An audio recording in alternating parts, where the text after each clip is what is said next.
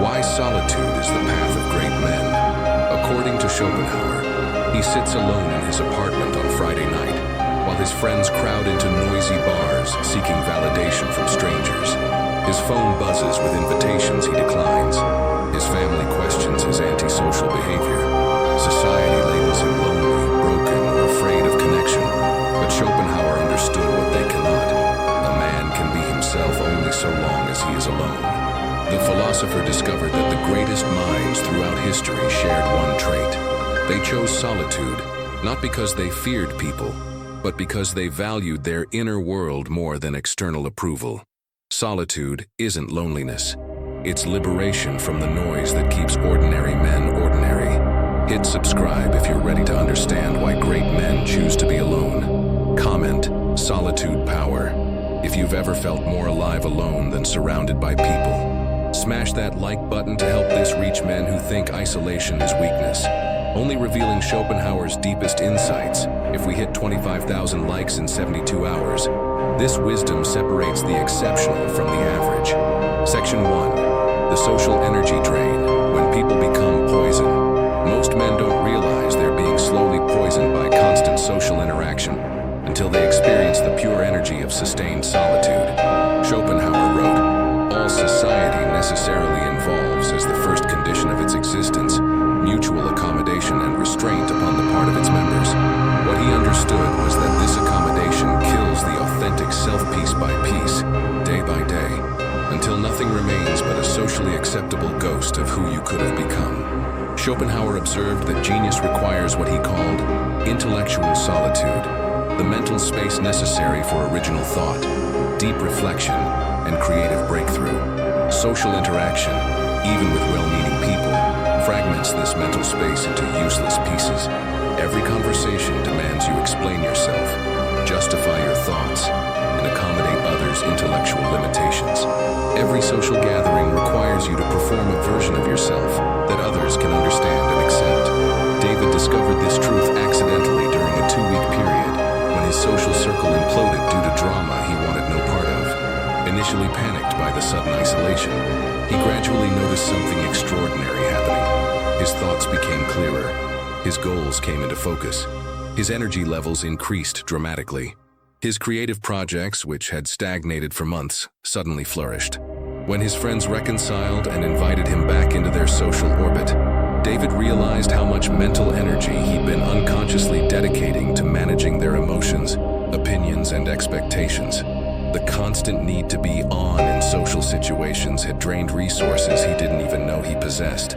People drain your energy through their need for emotional labor, intellectual accommodation, and psychological maintenance. They require you to process their problems, validate their feelings, and participate in their dramas. They interrupt your thoughts with their concerns, your peace with their chaos, your focus with their distractions. Most men mistake this energy drain for normal human connection because they've never experienced extended periods of true solitude to understand what their natural energy levels actually are. They accept chronic psychological fatigue as the price of not being lonely, never realizing that loneliness is temporary discomfort, while energy depletion is permanent damage. The constant accommodation required for social acceptance slowly erodes your authentic preferences, genuine interests, and natural personality. You begin to like what others like, think what others think, and want what others want. Not because these things serve you, but because harmony requires conformity. Schopenhauer recognized that mediocre people seek company because they cannot tolerate their own thoughts. Great men seek solitude because their own thoughts are more interesting than most conversations. The average person fears being alone with themselves because their inner world is empty. The exceptional person craves being alone with themselves because their inner world is rich. Social interaction forces you to operate at the intellectual and emotional level of the group's lowest common denominator. Brilliant insights must be dumbed down for general consumption. Complex ideas must be simplified for mass understanding. Authentic emotions must be moderated for social comfort. This constant intellectual and emotional compression stunts growth and creativity. The energy you spend managing social relationships is energy not spent developing yourself. The time you dedicate to other people's problems is time stolen from solving your own challenges. The mental space you allocate to group dynamics is mental space unavailable for personal breakthroughs. Schopenhauer's insight was revolutionary. Solitude isn't the absence of something good, it's the presence of something better. It's not what you lose when you're alone. It's what you gain when you stop giving your energy away to people who cannot appreciate or reciprocate its value. Comment energy vampire if you've ever felt drained after spending time with people who claim to care about you. Section 2. The intellectual superiority. When your mind outgrows the crowd. There comes a moment in every intelligent man's life when he realizes that most conversations are intellectual quicksand. The more you struggle to communicate genuine ideas, the deeper you sink into meaningless small talk. Schopenhauer wrote, "The more unintelligent a man is, the less mysterious existence seems to him." Great men choose solitude not from arrogance, but from the exhausting reality that their intellectual level makes meaningful connection with average people nearly impossible. Schopenhauer understood that intellectual development creates natural isolation. As your mind expands, you outgrow the mental frameworks that satisfy most people. Topics that fascinate you bore others. Questions that energize you exhaust them. Insights that seem obvious to you appear incomprehensible to them. This intellectual gap isn't your fault or theirs. It's simply the natural consequence of mental growth. Marcus experienced this isolation intensely during his 30s. His interests had evolved beyond sports, gossip, and surface-level entertainment that dominated most social gatherings. He found himself genuinely curious about philosophy, psychology, history, and complex ideas that required sustained attention to understand. When he attempted to share these interests with friends, their eyes glazed over with polite boredom. Gradually, Marcus realized he had two choices: continue dumbing himself down to maintain social connections, or accept intellectual solitude as the price of mental development. The decision was painful but necessary. He chose growth over belonging, depth over acceptance, authentic interests over social harmony. Most people discuss other people, their relationships, their problems, their drama. Above average people discuss events, politics, sports, current affairs. Great people discuss ideas, concepts that transcend immediate circumstances and offer insights into fundamental human nature, universal principles, and timeless truths. The problem is that idea-level conversation requires intellectual preparation, sustained focus, and comfort with abstract thinking that most people lack. They prefer the immediate gratification of gossip or the comfortable familiarity of discussing external events to the challenging work of exploring complex concepts. Schopenhauer observed that genius is often mistaken for madness because both involve seeing patterns, connections, and possibilities that escape average perception. The great man's insights appear strange to people operating at conventional intellectual levels, making him seem weird, intense, or disconnected from reality. This misunderstanding creates pressure to hide your intellectual capabilities to maintain social acceptance. You learn to laugh at jokes you don't find funny, pretend interest in topics that bore you, and suppress insights that might make others uncomfortable. This intellectual masking is exhausting and ultimately corrosive to your authentic development. The energy required to constantly translate your thoughts into simpler terms for mass consumption is energy not available for pushing your own understanding to higher levels. The time spent explaining basic concepts to people who aren't genuinely curious is time stolen from exploring advanced ideas that could generate breakthrough insights. Solitude allows your mind to operate at its natural level without accommodation or explanation. You can pursue questions that interest you without justifying their relevance to others.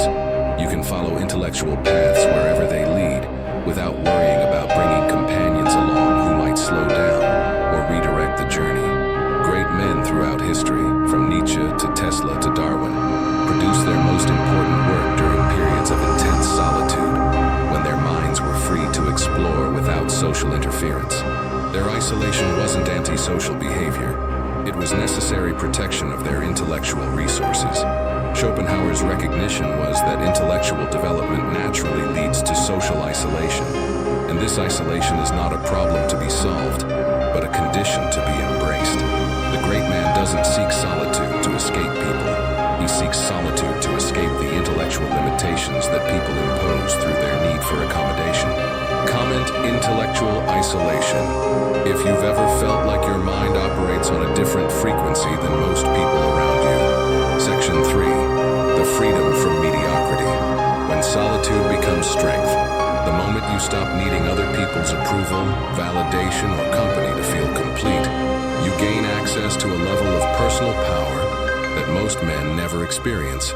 Schopenhauer wrote, "The man who does not know solitude will not know independence." What he understood was that dependence on social connection keeps men trapped in cycles of compromise, accommodation, and mediocrity that prevent them from reaching their full potential. Schopenhauer recognized that most people fear solitude because it forces them to confront the reality of who they are without external distractions. They stay busy with social activities, relationships, and group memberships to avoid the uncomfortable truth that they haven't developed an interesting relationship with themselves. Great men embrace solitude because they've cultivated an inner world rich enough to provide endless fascination. James discovered this power during a period when his business required intense focus that left no time for social activities. Initially, he felt guilty about declining invitations and worried about losing friendships. But as weeks turned into months of productive solitude, something remarkable happened. His work quality improved dramatically. His decision-making became clearer. His confidence increased exponentially. Most importantly, James realized he no longer needed external validation to feel successful, attractive, or worthwhile. His sense of self had become internally generated rather than externally dependent. This shift gave him tremendous power in all subsequent social interactions because he approached them from choice rather than need. People can sense when you need them versus when you choose them. Neediness repels while choice attracts. The man who requires social interaction to feel valuable appears desperate and becomes easily manipulated. The man who enjoys social interaction but doesn't require it appears powerful and becomes naturally attractive to others who want access to his self-contained energy. Solitude teaches you to be comfortable with yourself in ways that constant social stimulation prevents. You learn to enjoy your own thoughts, appreciate your own company, and find satisfaction in your own projects. This self-sufficiency becomes the foundation for all future relationships because you engage with others from strength rather than weakness. The freedom from social dependency allows you to set boundaries that serve your interests rather than managing others' emotions. You can say no without guilt, leave situations that don't benefit you, and pursue goals that others might not understand or support. This independence is terrifying to people who depend on others for emotional regulation, but it's liberating for men who've learned to generate their own stability. Mediocre men constantly seek external stimulation through entertainment, social media, parties, and group activities because their inner world is boring. Exceptional men find external stimulation often less interesting than their own thoughts, projects, and creative pursuits. This difference in stimulation preference naturally separates great men from average men. Schopenhauer observed that the capacity for solitude is directly related to the richness of one's inner life. Shallow people require constant external input because they have nothing interesting happening internally. Deep people often prefer solitude because their internal world is more engaging than most external options. The strength that comes from sustained solitude isn't antisocial, it's pre-social. You become someone worth knowing before you seek to be known. You develop interesting thoughts before sharing them. You create value before expecting to receive it. This preparation makes your eventual social interactions more meaningful and impactful. Solitude also provides the mental space necessary for long-term planning and strategic thinking that constant social interaction prevents. Great achievements require sustained focus over extended periods. This focus is impossible when your attention is fragmented by social obligations, emotional labor, and group dynamics. The power of chosen solitude versus imposed loneliness is that choice removes the desperation that makes isolation painful. When you're alone because you prefer it, solitude becomes energizing. When you're alone because you can't connect with others, isolation becomes depressing. The difference lies in whether your solitude serves your development or results from your limitations. Comment: Solitude strength. If you've ever discovered that your most powerful moments happened when you were completely alone. Section 4. The Great Man's Solitude. Embracing intellectual aristocracy. Liberation. The highest form of human development requires what Schopenhauer called intellectual aristocracy, the courage to accept that your mental growth may separate you from the masses, and that this separation is not loneliness, but liberation into your true potential. The great man doesn't choose solitude to escape humanity. He chooses solitude to become fully human in ways that social conformity makes impossible. Schopenhauer understood that exceptional men face a choice: remain connected to mediocrity, or embrace the isolation that allows greatness to emerge. This choice is painful because it requires abandoning the comfortable belonging that average people enjoy in exchange for the uncertain territory of individual excellence. The philosopher recognized that solitude serves multiple essential functions for the developing man. First, it provides the mental space necessary for original thinking. Revolutionary ideas don't emerge from group consensus. They arise in individual minds that have space and time to explore without interference. Second, solitude allows authentic self-discovery that social accommodation prevents. You cannot know who you truly are while constantly adapting to others' expectations. Third, solitude develops the internal strength necessary for leadership. Men who require social approval cannot make difficult decisions that serve long-term good over short-term popularity. Fourth, solitude cultivates the deep focus required for mastery in any field. Excellence demands sustained attention that social fragmentation destroys. The path of great men requires accepting that most people will not understand your choices, support your goals, or appreciate your sacrifices. This misunderstanding isn't personal, it's structural. Average people operating at conventional levels cannot comprehend the thinking that drives exceptional behavior. Rather than resentment, this recognition should generate compassion. Most people cannot choose solitude because they haven't developed the internal resources necessary to enjoy their own company. Their need for constant social stimulation isn't weakness. It's the natural result of having an underdeveloped inner world. Personal confession. I spent years fighting against my natural inclination toward solitude because society taught me that isolation indicated failure. I forced myself into social situations that drained my energy, maintained friendships that provided no mutual benefit, and participated in group activities that bored me, all to appear normal and well-adjusted. The turning point came when I realized that my most productive, creative, and fulfilling periods consistently occurred during times of voluntary isolation. My best writing emerged in solitude. My clearest thinking happened alone. My most important insights came during extended periods without social interaction. I stopped fighting my nature and started embracing it. The results were immediate and dramatic. My work improved. My confidence increased. My authentic personality emerged.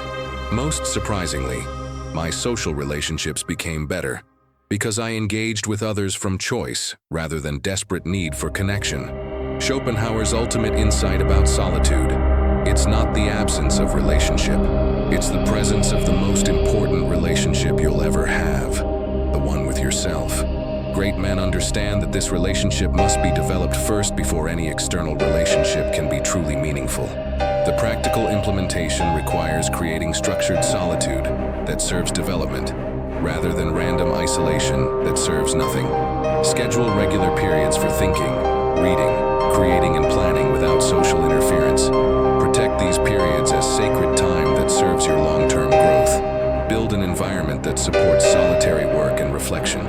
Create spaces that inspire rather than depress, that energize rather than drain. Invest in books, tools, and resources that make your alone time productive and engaging. Develop projects that can only be accomplished in solitude.